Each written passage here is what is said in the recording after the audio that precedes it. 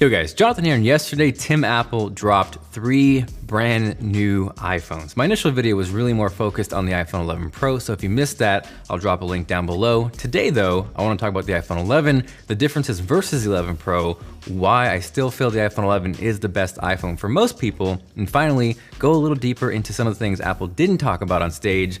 Long live Windows 95. So the iPhone 11 is the follow-up to the iPhone XR, the iPhone 11 Pro is the follow-up to the iPhone XS, and finally, the iPhone 11 Pro Max supersedes the iPhone XS Max. And while I don't think that's the best name in the world, the overall naming scheme and branding this year is much better. 1, the Roman numerals are gone, so we're not gonna have people asking for the iPhone XI, thank goodness. And 2, I really think it was a smart move with Apple not naming the iPhone 11 the iPhone 11R, because whoever picks one up isn't gonna feel like they're getting the budget or watered down version, and rightfully so, because the 11 shares more features with the Pro than you might think. Price-wise, that is the most attractive thing about the iPhone 11. It's essentially a better XR for $50 cheaper. Tim Cook came in clutch, dropped this thing down to $699, and that's gonna save you $300 versus the 11 Pro or $400 stacked against the 11 Pro Max. First and foremost, you get the same exact A13 Bionic processor, so no sacrifice in performance. It is worth noting, Apple did not talk about it on stage, but I would more than likely bet, just like last year, the iPhone 11 Pro is gonna have more RAM than the 11, but again, it is the same exact chip. While the iPhone 11 Pro does have that fancy pants triple lens system, the front-facing camera on 11 Pro is exactly the same as the 11. There's a brand new 12 megapixel sensor in there, and to clarify, by default, it's gonna be cropped in. So those are gonna be 7 megapixel photos. But when you open up to the wide angle mode, that's gonna utilize all the megapixels and take full advantage of that sensor. Now, the way Apple demoed this on stage was cool. Don't get me wrong, you just flip your phone into landscape mode, it automatically just adjusts into wide angle mode. But what they didn't talk about is this will also work in portrait mode by simply zooming out. So you're not just limited to landscape, which is awesome. That same front-facing camera will now record 4K video up to 60 frames per second or 4K video up to 30 frames per second with extended dynamic range, which is huge. Also new with the front-facing camera is slow motion video, 120 frames per second at 1080p. And please, nobody type slow fees in the comments below. With that same identical front-facing camera also comes the same true depth sensor. So all the Face ID improvements on the 11 Pro come to the iPhone 11. It's faster, yet more range. Apparently you can now use Face ID when your phone's lying flat on a table. And while that's not gonna be really that useful, I think that will apply more to maybe something like Apple Pay. So you're at the store, you're not having to bring your phone up to your face. You can kind of just casually look at it, glance at it, pay, get out, and you're good to go. Video capabilities are also the exact same. So on both the iPhone 11 and the 11 Pro, you can now shoot 4K video, not only up to 60 frames per second, but 4K 60 with extended dynamic range, which was previously capped at 30 frames per second. For reference, here is what 4K 60 looks like on the iPhone XR. There is no extended dynamic range. Take a look at the sky, the highlights, and then we hop over to 4K 30 with extended dynamic range. You can see there is a huge difference. Also, again, the exact same on both phones is night mode, which yes, I know Pixel Lover 5476, you've had it. Apple is late to the game, but it's exciting that it's here on the iPhone. Apple kind of showcased that it will work automatically, so when it knows there's not enough light, it just turns on. But what they didn't talk about is when the iPhone knows it's steady or still, whether it's a tripod or honestly just a salt shaker, it's gonna go into extended shutter mode, which is crazy cool. From there, jumping over to the differences. With the iPhone 11 Pro, even with that ridiculous name aside, the Super Retina XDR display. For me, the display is an even bigger difference than the triple camera system.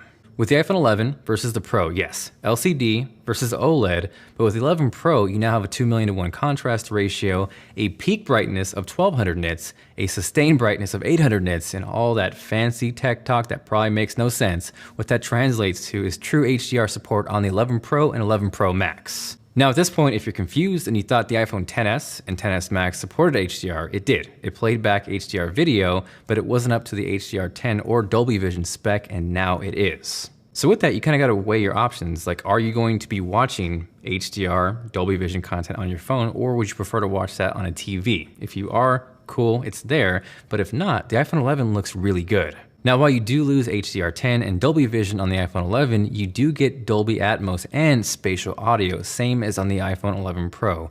Apple kind of showcased that on stage where it creates this virtual surround stage around you. Kind of curious to see how that actually works in person. But either way, while you do sacrifice some of the video, it's nice that you get the same audio. Now, as far as charging goes, both the iPhone 11 and the 11 Pro support fast charging, but in the box, you're only getting that 18-watt fast USB-C charger with the Pro and the Pro Max. With the iPhone 11, you are stuck with that tears.png 5-watt charger. But again, you got to factor in the price difference. For $699, you can probably scoop up something for 30 bucks and you're still going to save a ton compared to the 11 Pro. From there, let's talk about that triple lens camera system. And coming from someone who uses on their regular the iPhone XR, I'm not the biggest telephoto fan.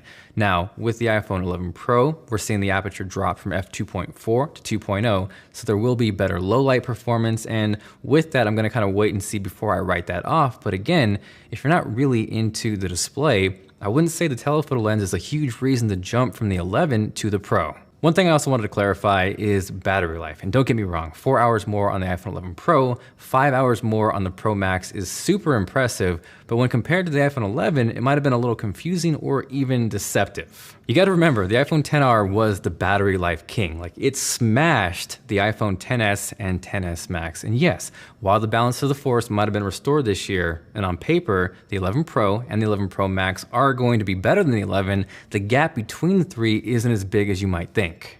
Now, if you watched the keynote, or you didn't, Apple for like 2 seconds dropped a slide of every other feature that both the iPhone 11 and Pro had, and one that really stood out to me that they didn't really talk about was the Apple U1 chip. So what that's for is for ultra-wideband spatial awareness, and fancy tech talk condensed into normal human speak is your phone's gonna be aware of where it is relative to other phones around it. So immediately, right off the bat, that's gonna be useful in something like AirDrop, where if you're next to someone, it's going to prioritize them instead of someone 15 feet away. That is shared across both the iPhone 11 and the 11 Pro. Same with gigabit class LTE, Wi-Fi 6, which kind of just hammers the point home that you're not sacrificing really that much with the iPhone 11. And again, I think for most people, you're not gonna need that Pro, and for $699, it's hard to argue with. One more thing to consider is the iPhone 11 stays the exact same weight as the iPhone XR, whereas the iPhone 11 Pro and the 11 Pro Max, those boys got just a little thicker, like one more C. And the iPhone 11 Pro Max, that is a beefy boy, 226 grams. Like, you lift that, you feel that. At the very least, you're gonna make some gains, and I guess that triple camera lens system comes at the expense of some thick. Either way though, hopefully you enjoyed the video, the comparison. Thank you guys so much for watching. Again, if you missed the iPhone 11 Pro and Pro Max hands-on, that is linked here or down below. This is Jonathan, and I'll catch you guys later.